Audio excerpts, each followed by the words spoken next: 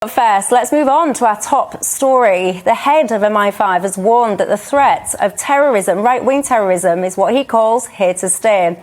He says children as young as 13 are fantasising about carrying out attacks. This is the Director General, Ken McCallum. He says that more and more young people are getting obsessed with weapons and they get into swapping hate messages online too. Well, he blamed being a teenager as to the reason why.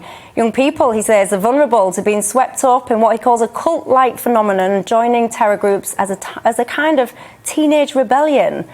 The MI5 Director General was giving an overview of threats facing the UK, and whilst, of course, he warned about threats from hostile states, etc., what was also shocking were his comments about the threat from homegrown extremists. Now, let's take a little look at this. So joining me to discuss this, we've got Frank Fruity, who's a sociologist and author of Invitation to Terror, and Major General Chip Chapman, former head of counter-terrorism at the Ministry of Defence. Now, let me start with you, Chip. This is the MI5 Director General here, outlining lots of the threats that are impacting or potentially going to impact the UK. Lots of the newspapers and press here in the UK have picked up on these headlines of the teenagers being radicalised. In your mind, how much of a threat is that really? Well, the first thing to say is that the age of 13, which most of the media picked up on, is absolutely an outlier. There are very, very few 13-year-olds who are on a progression towards attack planning.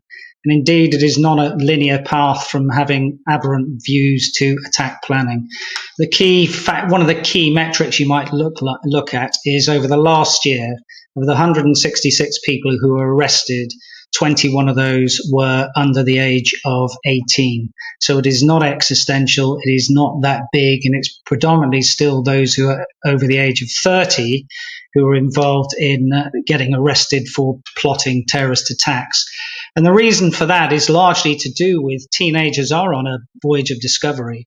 And there are lots of factors, both psychological and physical, which mean they often grow out of this sort of role changes of getting girlfriends or getting married or getting a job or having kids, or more importantly, being disillusioned because all the promises of either a better life or, leading to a white revolution or whatever it might be on the extreme right-wing side that leads to remigration. They're just unachievable aims. And of course, terrorism is supposed to have political aims. Indeed. Also, let me invite into this conversation Dr. Bethan Jones from the Centre for Analysis of the Radical Right. I'll bring you in here, Dr. Jones, if I may.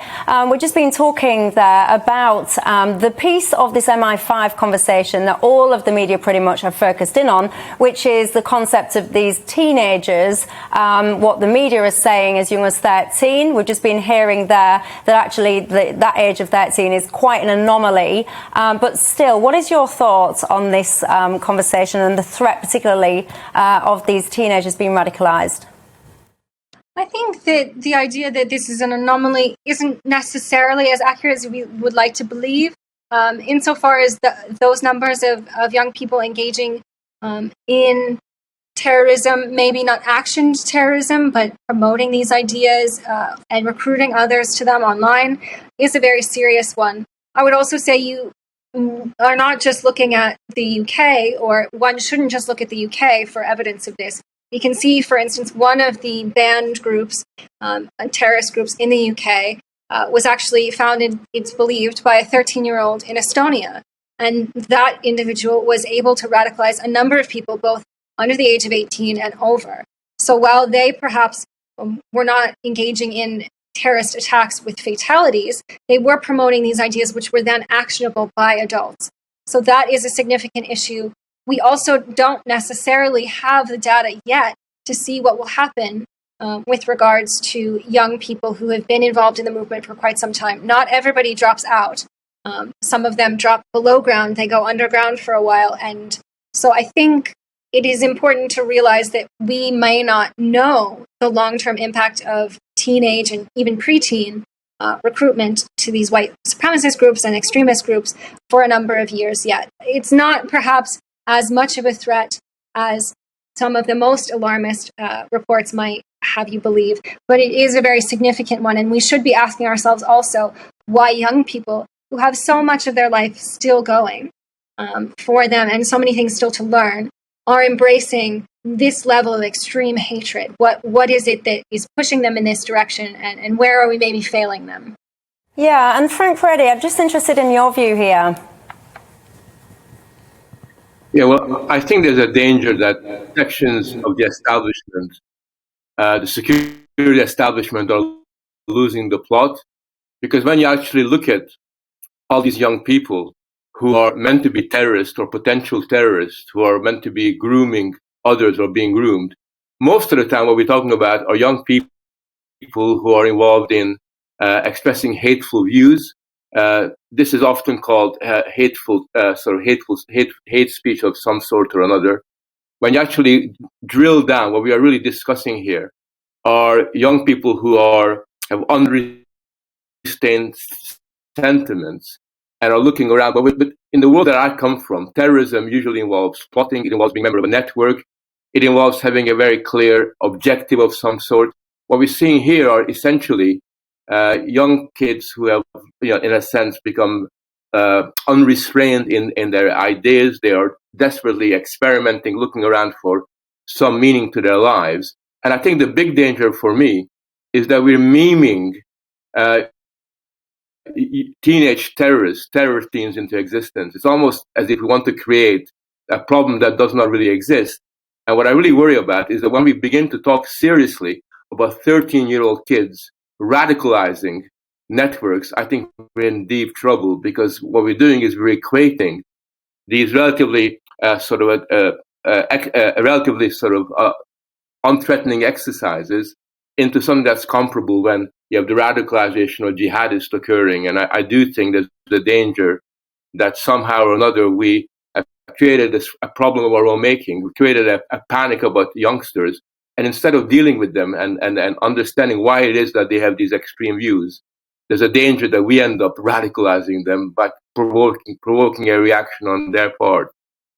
Indeed. And Chip, I'm actually looking at the comments of the MI5 boss here, and he's describing that from what's been listed as the far right, he's saying that accounts for 1/5 of counter-terror investigations, so around 20%. Now, you are the former head of counter-terrorism. 20% is 20%, but is that a number? Is that an alarming number? I think the key risk that he outlines here is the risk of Islamist terrorism and threats. Well, the predominant threat is still the jihadist threat. The number of people in jail, for example, exactly mirrors that number. 20% of those in jail for terrorist offences are right-wing extremists. But again, the number in jail for all terrorist offences at the moment is 215, and the number arrested in the last year, which is different than those who might be charged and finally sentenced, has gone down to the lowest figure. So at the height of, for example, the Islamist threat in 2015, 330 were arrested that year.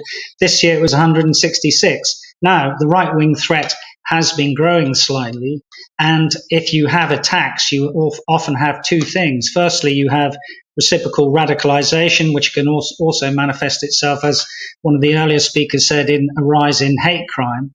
And you can also have radicalized emulation, and that is, for example, what happened in one of the 12 attacks we've had since March 2017, which is the current MI5 and Counter-Terrorist Command baseline, and that was the attack which emulated the Christchurch attack. Two of the 12 attacks have been right-wing attacks. Also worth saying that those two right-wing attacks have been quite old people. They were 48 and 50. So those who attack are not generally of a very, very young teenage age. And I agree that, people are on a journey of discovery, and social media and the internet revolution doesn't help this in terms of confirmation bias, where people seem to swarm around their own like. And indeed, Ken McCallum did use the word echo chambers, and it's that of closed minds in these sort of closed forums, which is potentially one of the problems. But people can grow out of that with some of the things I said earlier about, both getting girlfriends, married, having kids, jobs, other life activities can mean that they don't go on a linear path from radicalization into plotting and then attack planning. Yeah, indeed. And Dr. Jones, what's your response to what Chip says?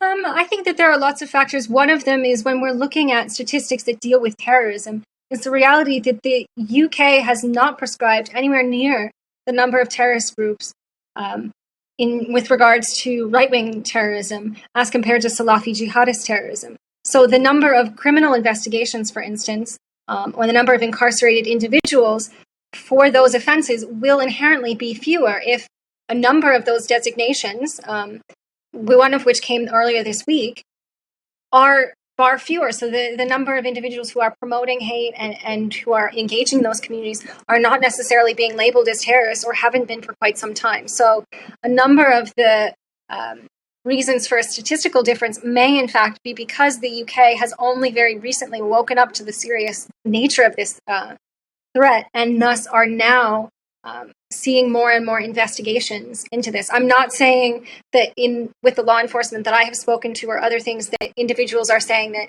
the overwhelming majority of individuals engaging in terrorism are doing so with regards to right-wing terrorism. But they are saying that that threat is growing, and we may see as time goes on and the government designates more groups as terrorists that number, that proportion will change, and it will be higher frequency of individuals being arrested and charged and incarcerated related to right-wing terrorism.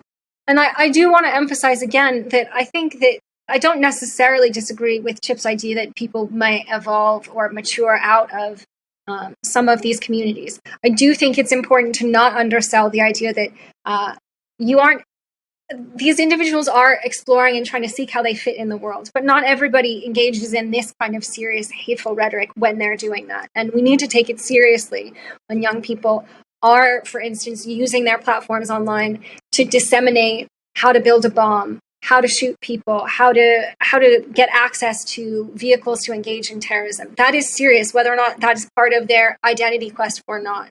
Because even if those individuals don't carry out the attack themselves, they are part of a larger problem that might allow someone else to do so.